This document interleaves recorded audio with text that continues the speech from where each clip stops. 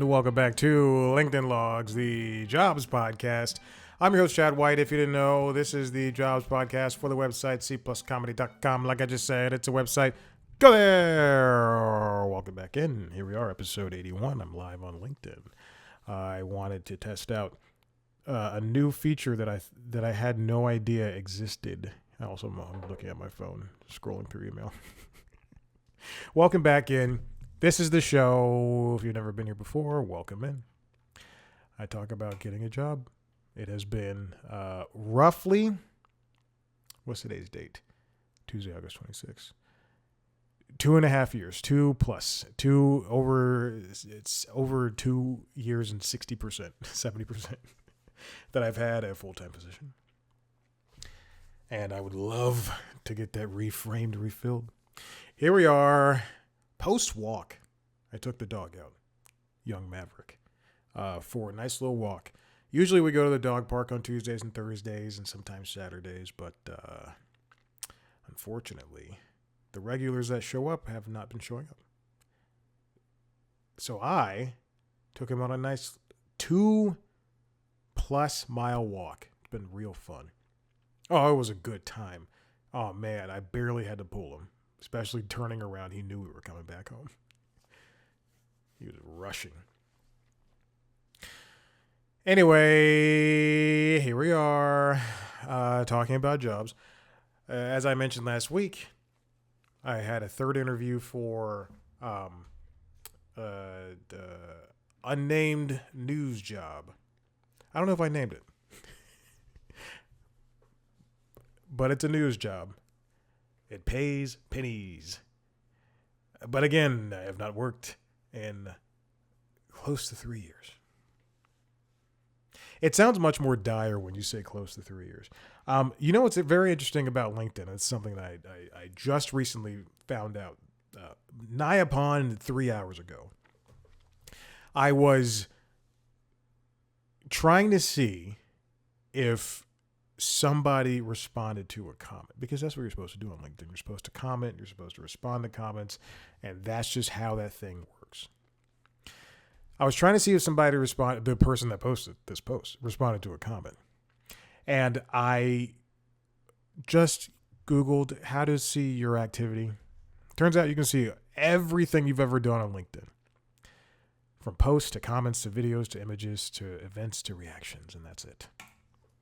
So if you journey to your LinkedIn page, personal one, and my goodness gracious, I don't know how I got here. Oh no, if you go to your homepage, excuse me. If you go to your homepage and you click on I don't know, something along the lines of, how did I get to activity?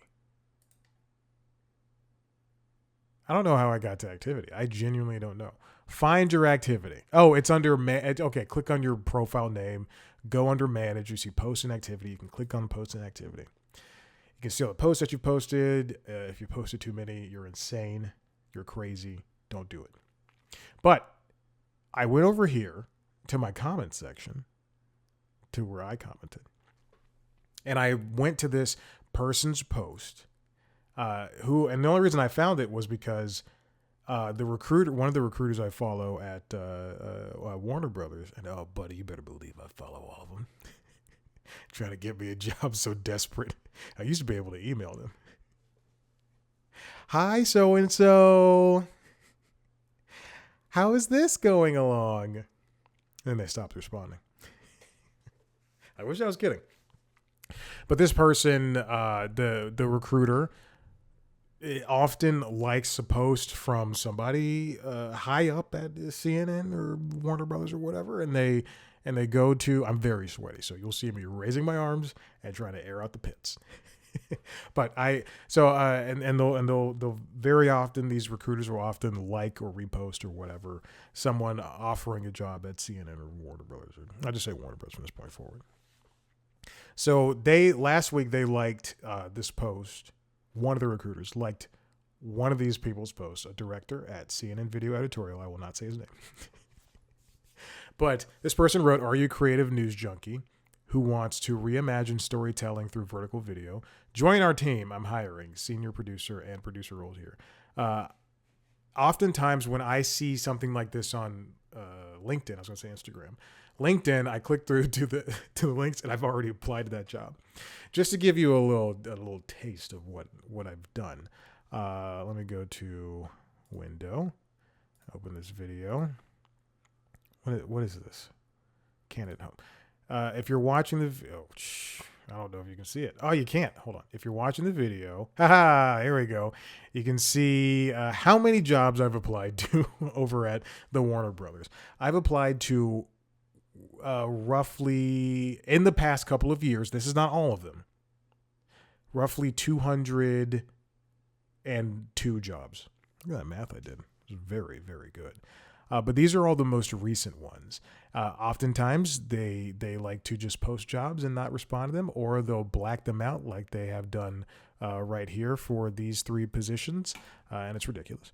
But that's the way the wind blows, apparently. So this person asked that. I saw that I applied to the job, and I've been doing this for this past couple of weeks.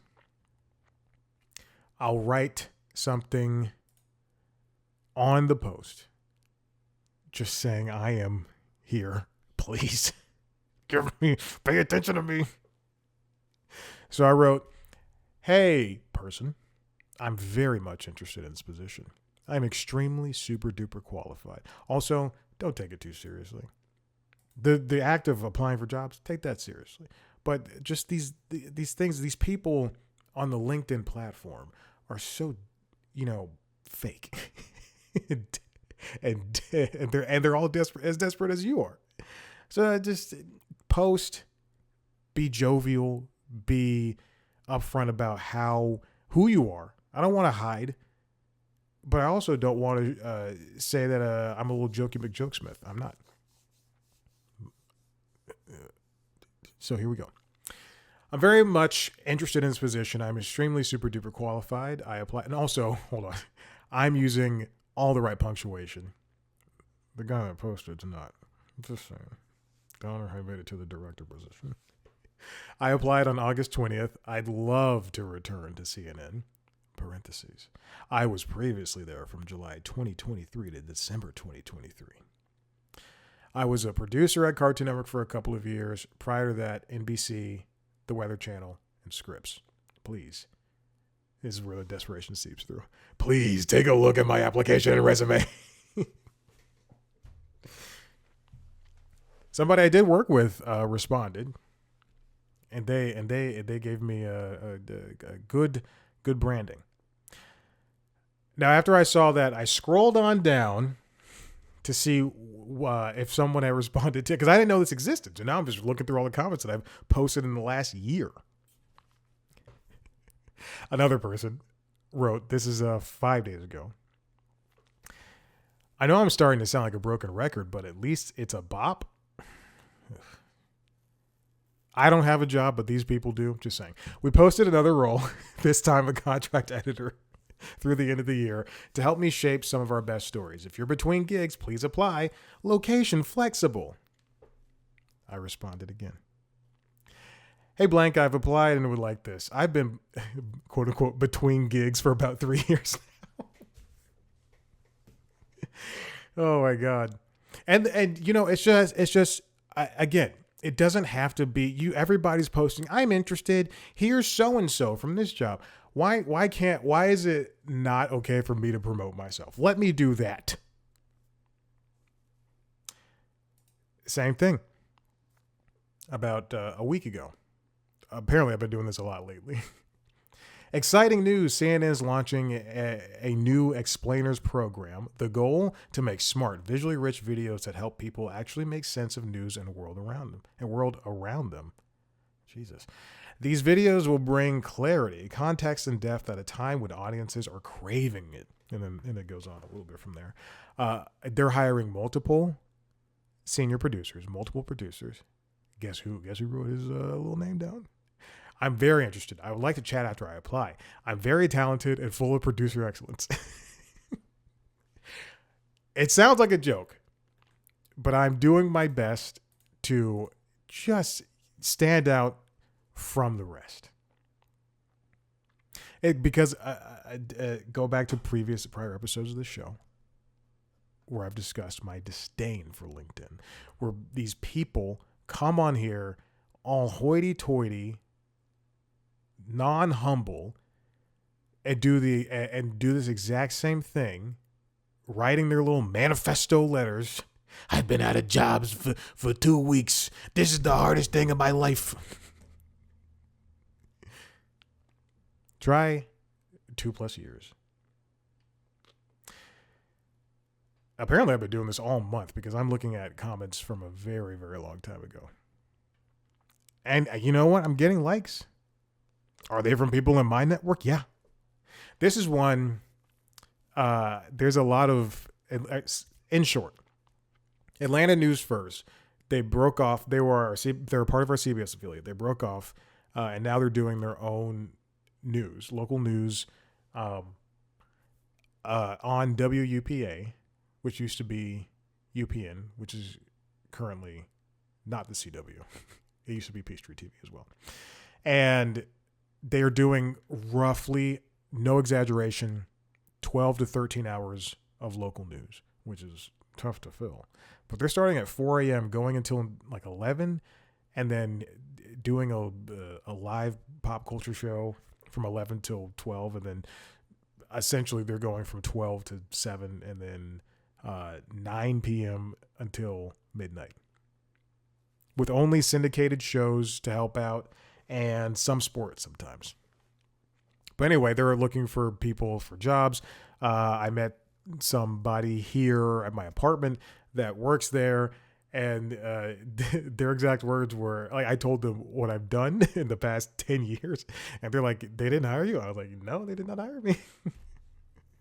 And again, there's multiple posts, I'm counting at least 2, where I've responded, either I'm interested or I've applied to many producer and digital positions. Let's do that connecting thing I hear so much about on this platform. And you know what? It got likes. It got likes. I'm telling you. But if you're so desperate to, and you know what's very interesting is I went to my profile to see who recently looked at my thing. I'm seeing reporter at Atlanta News First, someone at Atlanta News First, someone at CNN. The thing is, these people are looking. 4 people who work at CNN have looked at my profile in the past, I don't know, couple of weeks. 2 recruiters from Upwork and other company. Other company? I can't see. I don't pay for LinkedIn Premium. 15 found me through homepage. Again, I think LinkedIn is a cesspool. I think it's adult TikTok. Also, you should not be on TikTok if you're an adult. But it's just something that just is so inane, the way that people portray themselves and pretend to be these philosophers. It's the same issue I have with Peloton, really. I love Peloton. I will pay for it. But the same issue I have with Peloton is that you are teaching a workout class. It's not that serious. If you're asking for jobs and you're posting on LinkedIn, or you're posting jobs and asking for people to apply, and you want people to be dedicated workers and respond proportionately, then you have to be upfront about these things. All right, let's move on to my first topic. This comes from Axios, written by Emily Peck, Why Job Hopping May No Longer Pay. This is something that has been a point of contention for the past couple of years, where people in my generation have been accused of just hopping from job to job. And I'm sure at some point it was an issue, and I can fully believe that. But in my case, there's been no such thing as hopping from job to job. The monthly median wage growth for workers who stayed in or switched their jobs. We are provided a graph over here on Axios. As you can see, over the course between January 2023 And July, if you're watching the video of the thing up on screen, in July 2025, you'll see that everything is pretty much evened out at 4.3% between stayed and switched jobs. Ms. Peck writes, for years, job hopping was the surest path to a heavy raise. And it's very true. You could go from one job that was paying, this is a number I'm making up, $40,000. And if you're being offered essentially more or less a promotion with this new job, they're offering a pay raise, they're offering better benefits and all that stuff at $50,000 or $60,000, then you're going to take that job as opposed to staying with a company that wasn't going to give you the job. Now, pay raises for those who switch employers are the same for those who stick around. The job market has been slow, especially for people who are, in the middle roads of that. There's the job market for entry-level positions, which we'll get into in a second, is not very good. But switching jobs used to be the way that people, the hack, that's the popular thing people do now, is the hack, the cheat code in order to get something, to get better pay for yourself. Since 2010, job switchers always had the pay raise edge over the loyal job stayers. Internal data from Bank of America, because the study was done at Bank of America, which looks at a narrower data set, found that the median pay raise for a job mover was 7%, which is higher than the federal data included. Still at the height of the Great Resignation in 2022, raises exceeded 20% per that same data. Ms. Peck finishes off with, as The Economist recently mused, it may be time to log off LinkedIn and time to focus on impressing the higher-ups. This is interesting enough. I just got a couple of denials from Axios for a couple of jobs there. Anyway, and then continuing off of that, this comes from Ina Fried. AI is already taking jobs away from entry-level workers. Now, this was the big fear that jobs would be entry-level jobs rather, would be going by the wayside because of these AI tools. I just finished, this is so related and I did not mean for it to be.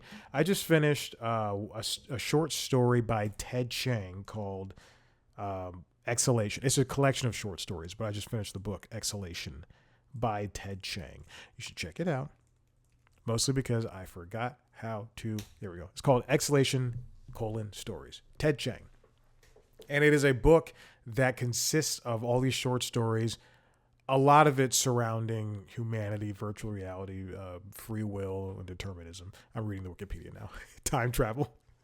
But one of the short stories inside the book is called The Life Cycle, of Software Objects, which involved these AI, this woman who used to be a zookeeper who goes to work for an AI company to help train more or less their AI tools that are essentially babies with, AI tools with baby personalities who they're hoping that they could build up into working AI data sets.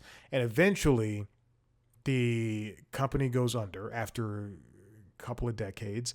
And the only other thing to do with these AI tools is to either put them in suspended animation or sell them off to do, seedy things for other companies. And she does not want that to happen. And it's just an interesting story concerning parenthood and pet ownership and things along those lines. And anyway, so we're using these tools.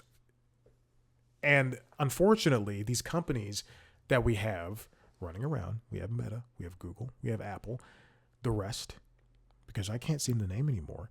We have these companies running around and they're wanting to use things like Perplexity and ChatGPT and I don't know, what other AI tools are there? Microsoft Copilot, who as if anyone's like, I got to download Microsoft Copilot today. It's slower than ChatGPT and it has no affliction to its voices like Gemini. And they're using these tools, and they're heavily relying on them. We know that, what was it? Duolingo said, the CEO said that they're not going to be hiring contract workers anymore because they don't they can push off all of the entry level stuff, all that contract work onto AI tools. How many times, even this morning, there was that the story that came out about that teenage boy who was voicing thoughts of self-harm to ChatGPT, and now the family's suing over wrongful death. And he started using that ChatGPT tool for schoolwork. These stories are going to happen more and more, especially if there aren't any true traditional safeguards because these companies don't want to put them there. And bouncing off of that, we're going to now see these these smaller jobs, entry level jobs that would be worked on via freshly graduated college age kids, ages 22 and up, 21, 22 and up. I graduated when I was 21, mostly because I'm younger than everybody else. I also graduated in the year 2024. I'm a young 21-year-old. The job should hire me. I'm young and 21. Definitely not 11 years older than that. Yeah. I'm doing the math right. Ms. Freed writes, there's been significant anecdotal evidence of an AI-related slowdown in hiring for certain jobs, but new data shows a real and measurable impact for entry-level workers. Using ADP payroll data, Stanford researchers found that employment for younger workers in AI-impacted jobs like software development and customer support has dropped by 16%. Since late 2022, there's definitely evidence that AI is beginning to take a big effect, economist and Stanford professor Eric Brynjolfsson told Axios. We're seeing these impacts mostly because of COVID, mostly because of the growing advancement of these tools. Right now, it's only affecting the younger workers. Older workers aren't really seeing that kind of impact. Last week I did a story about coders who are unable to get jobs because coding can be done poorly by these AI tools. And now they're forced to get real jobs like us regular folk who aren't as smart. The professor said that the disparate impact may stem, based on the age gap, may stem from the fact that AI, like recent college graduates, has more book knowledge than on-the-job experience. And that should be used as leverage when it comes to to working jobs. If you're gonna, you know what you should do? If I were somebody who had a full-time job, oh God. If I were somebody who had a full-time job, I'd walk into my boss's office right now, shaking my fist, saying, if you, I swear to God, if you replace me with AI tool, I swear to God, you can't do it because AI can't be here in front of you. Use it as leverage. Even if demand is steady or rising for more experienced workers, Ms. Freed continues, industries will struggle to find the next generation of experienced workers if people can't get a first job in the field. Not even years ago, it still happens now. You can look at it. You can go on LinkedIn. You can go on Workday right now and look at it. And Workday's having their own troubles.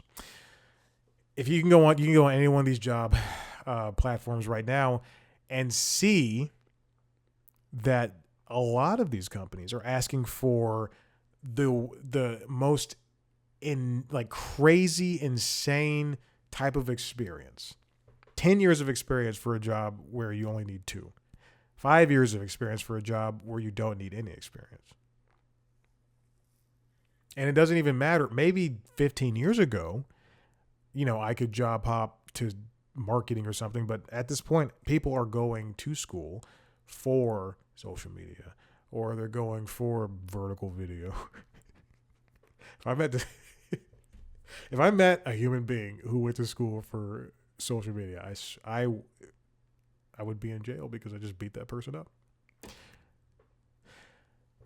One of the key unknowns, Ms. Freed, concludes, is whether AI will continue to predominantly affect entry-level jobs or if higher skilled workers are also at risk as the technology improves. Where will that take us? Is AI going to be able to manage people? I've worked in a factory. I've worked in newsrooms. I've worked in TV offices. And every single one of those jobs I've worked restaurants. I've done everything. Every single one of those jobs, I had to answer to somebody, which I'm not a fan of, but I had to answer to somebody. And what you learn working a job, especially with your hands, is that that cannot be replaced. When I was working in a factory, first of all, this is the worst. This is before AirPods and Bluetooth headphones. You had to sit there listening to the whir of machines. Make it sound like I'm from 1940. But the things that I did still can't be done well by a machine. And all I did was shovel packages. The final story comes from Amy Pitchey, edited by Alan Schurter over at CBS News. Fed Chair Jerome Powell is worried about the job market. Here are 3 red flags for workers. Now, Jerome Powell, Jerome Powell, that's his black counterpart. Jerome Powell, produced by 50 Cent. I have so much time on my hands. His biggest concern right now is the job market. Concerns about the pace of job growth were heightened earlier this month after government data showed a sharp slowdown in the hiring of July, along with much weaker payroll gains in May and June than previously thought. That's why we're seeing companies like McDonald's, who initially raised their prices for their cheaper meals, are starting to lower prices for their meals. I don't eat fast food, but there needs to be something cheap for people to be able to purchase and eat.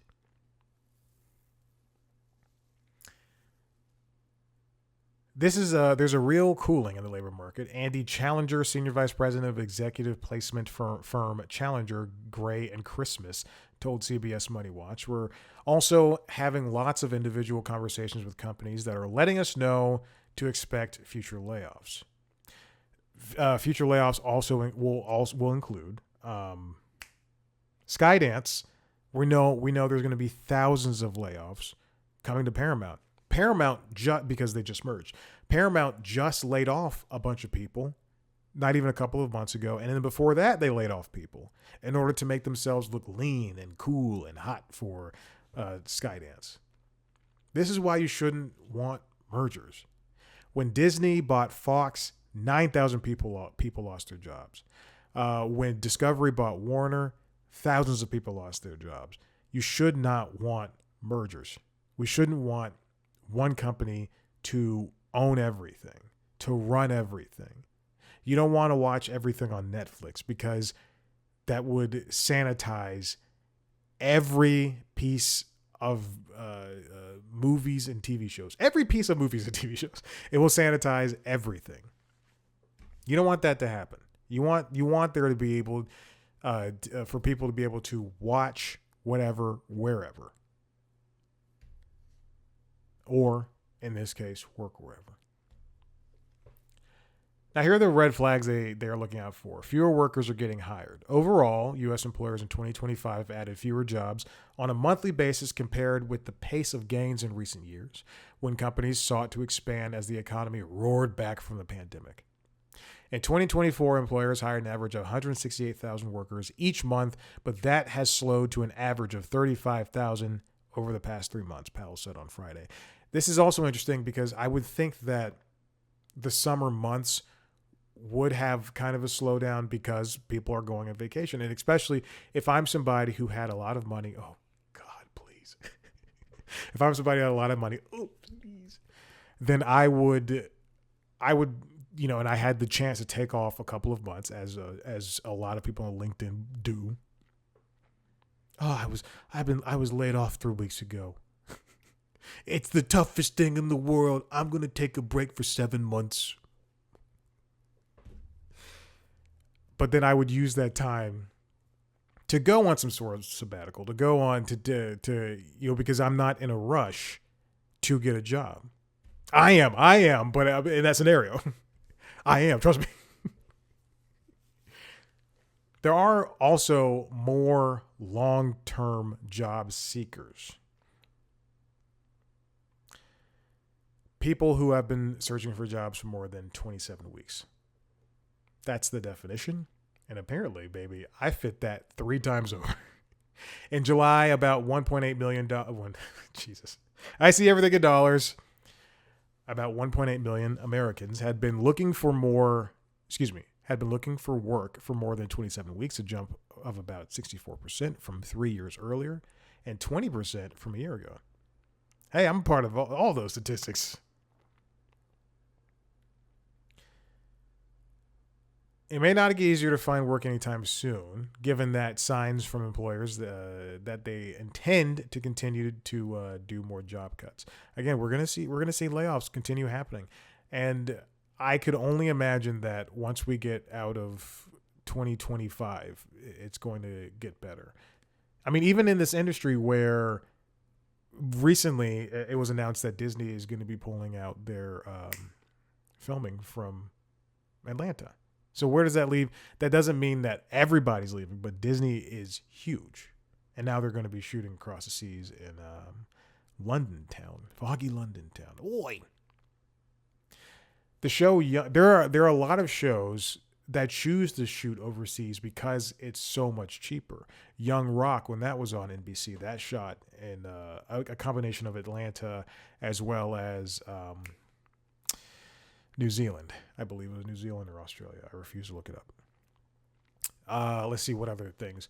There is a CW show called Good Cop, Bad Cop that shot in New Zealand. I believe that aired this past television season. And what is that show with Rob Lowe? The Floor. The Floor on Fox Broadcasting, the game show, that shot in Scotland. So we're losing all these jobs to our Americans. There's also been, this is the final thing that I've been looking at, a jump in unemployed young workers. At the same time, young workers are also having more trouble finding their first jobs, which has been blamed on everything from slowing economic activity this year to employers adopting artificial intelligence in place of entry-level workers. All of that is true. There's not one thing that can be blamed. And where does that put us? Where does that put us as a society, as people trying to just do their work, make money, subscribe to streaming services, play video games, and work out and eat good food? It's unfortunate that we are in this position, that we are unable to really pivot away from using these tools, these AI tools that are going to be outpacing us at some point. Are places like LinkedIn the way anymore? Are we on these old grandfathered platforms that don't make sense? Maybe it's all TikTok. You think if Jesus had a TikTok, he'd be posting his carpentry? Hey guys, it's me, Jesus. I just made this chair. Listen, if you like what you heard, head to the website, SimpleScomedy.com, where you can see me talk to famous people. If you want to watch a video version of this show, as well as a video version of the other podcasts, the late night show, and what's it called? The Constitutionals, the Entertainment Business News podcast, and watch me talk to famous people. Go to youtube.com/C+comedy. Subscribe to those shows wherever you get your podcast. Follow us on social media, Blue Sky, TikTok, and Instagram @C+comedy. Me @ChadBlackWhite. Thank you so much. We'll see you. Bye.